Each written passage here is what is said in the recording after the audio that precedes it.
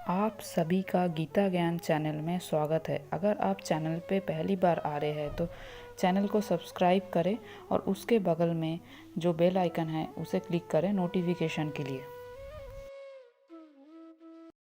श्रीभगवानुवाच न मां कर्माणि लिम्पन्ति न मे कर्मफलस्पृहा इति मां य अभिजानाति कर्मभिः न स्वबध्यते। मुझ पर किसी कर्म का प्रभाव नहीं पड़ता, ना ही मैं कर्म फल की कामना करता हूँ। जो मेरे संबंध में सत्य को जानता है वह भी कर्मों के फल के पास में नहीं बंधता। जिस प्रकार इस भौतिक जगत में संविधान के नियम है जो यह बताते हैं कि राजा ना तो दंडनीय है ना ही किसी राज नियमों के अधीन रहता है, उसी तरह यद्यपि भगवान इस भौतिक जगत के सृष्टा है किंतु वे भौतिक जगत के कार्य से प्रभावित नहीं होते।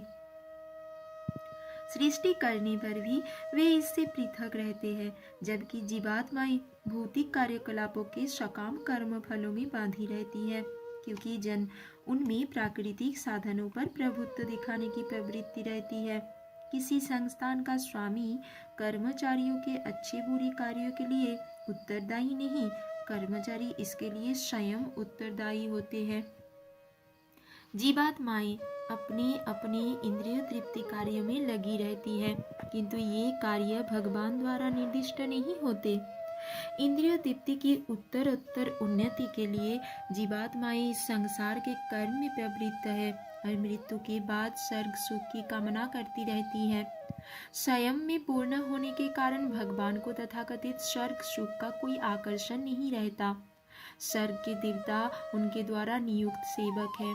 स्वामी कभी भी कर्मचारियों का निम्न स्तरीय सुख नहीं चाहता। वह भौतिक क्रिया प्रतिक्रिया से पृथक रहता है। उदाहरणार्थ, पृथ्वी पर उगने वाली विभिन्न वनस्पतियों के उगने के लिए वर्षा उत्तरदायी नहीं है। यद्यपि वर्षा के बिना वनस्पति नहीं उग सकती। वैदिक स्मृति से इस तथ्य की पुष्टि इस प्रकार होती है। भौतिक सृष्टि के लिए भगवान ही परम कारण है। प्रकृति तो केवल निमित्त कारण है, जिससे विराट जगत दृष्टिगोचर होता है।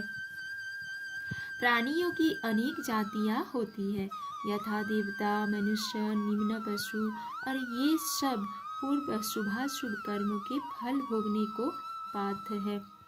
भगवान उन्हें ऐसे कर्म करने के लिए केवल समुचित सुविधाएं तथा प्रकृति के गुणों के नियम सुलभ कराते हैं, किंतु वे उनके किसी भूत तथा वर्तमान कर्मों के लिए उत्तरदायी नहीं होते।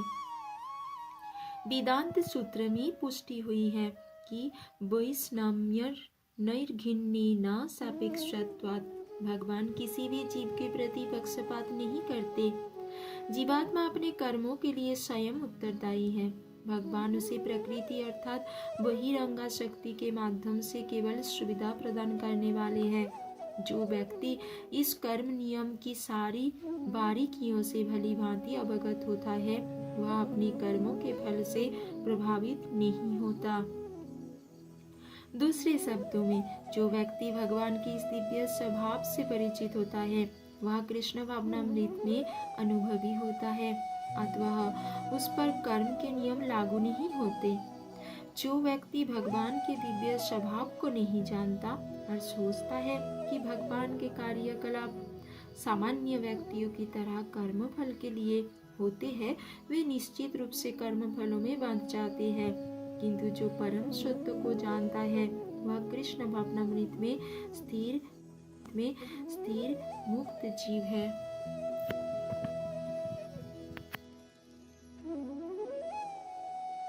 अगर आप सबको वीडियो पसंद आया है तो वीडियो को लाइक करें, चैनल को सब्सक्राइब करें और भी वीडियोस देखने के लिए।